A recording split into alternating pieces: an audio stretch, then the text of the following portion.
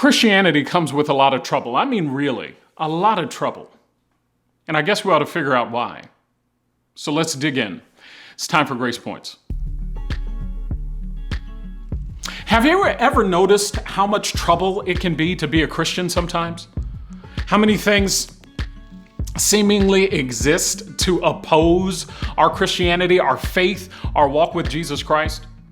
You ever sit around just asking the question, why do bad things happen to good people? If you're like me, you might have like a really dark streak, because my question's not always why do bad things happen to good people. Sometimes my question is, why do good things happen to bad people?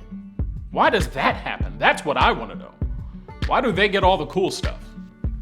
Anyway, the reality is, as a Christian, we will deal with hardship. We will deal with trouble. And that flies in the face of popular Christianity. It flies in the face of this idea that we are somehow superheroes that are opposed to trouble, that nothing bad will ever happen, we'll never experience hardship. This is your year. This is your season. This is your time. Click your heels together, buy my miracle spring water and this prayer handkerchief, and your life is going to be blessed. You know, all the stuff that you see that just doesn't align with biblical theology. It doesn't align with biblical Christianity. It's not in the same zip code, maybe not even in the same state of real Christianity.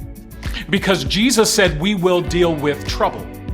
In fact, the Bible tells us in John chapter 16, verse 33, I have told you these things so that in me you may have peace.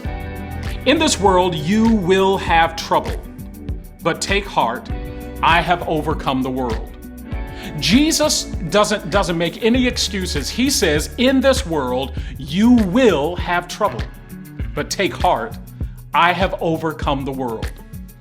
Being a Christian comes with trouble, and I think there are some reasons for it. In fact, let me give you a few. Get a pen. It's your time. You know what time it is. Time to take notes. Let's get in. Number one, I think that God allows trouble because trouble precedes opportunities. Like Joseph in his life, Joseph goes through hardship after hardship. He's his father's favorite. His brothers betray him. They throw him in a pit. Then they sell him into slavery. Then he is lied on by Potiphar's wife. They throw him in prison. He's forgotten in prison. They bring him out of prison. All of these things happen before he can ascend to second in command of all of Egypt. Before he has opportunity to be a blessing to all of the people of the world because of the work that he does. The trouble precedes opportunity. And we read and hear testimony after testimony after testimony, story after story, a person the people who have gone through hardships and trouble, and those things just preceded an opportunity that was given to them to change the world. Maybe your trouble is just the preamble, the prerequisite to opportunity. That's number one. But number two, trouble often for us reveals spiritual maturity. In fact, trouble pushes us towards spiritual maturity. Difficulty, opposition, those problems that come actually make us better. We grow through trouble.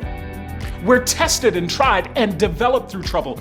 Every great plant, every wonderful piece of fruit, I love eating fruit, and all of the best fruit still has to grow through dirt. It still has to come up through dirt, something ugly, something dirty. We develop through trouble. You wouldn't have the prayer life you have, the spiritual maturity that you have, the trust and faith you have without trouble. And lastly, trouble reveals integrity. That's right. Trouble reveals spiritual integrity. Are you what you claim to be? Trouble will reveal what we're made of. It's not happy times that show the world our Christianity. Most often, it is the difficulty, the trouble that reveals who we are. When you fill a sponge, you don't know what's in it until you squeeze it and see what pours out of it. And that's the story of your life. When you are pressed, what comes out? Trouble reveals whether or not your Christianity is just lip service or whether it is deep down to the core, to the marrow, dedication to God. And so I believe that God allows trouble to show us some things about ourselves. In fact, I want you to think of it this way.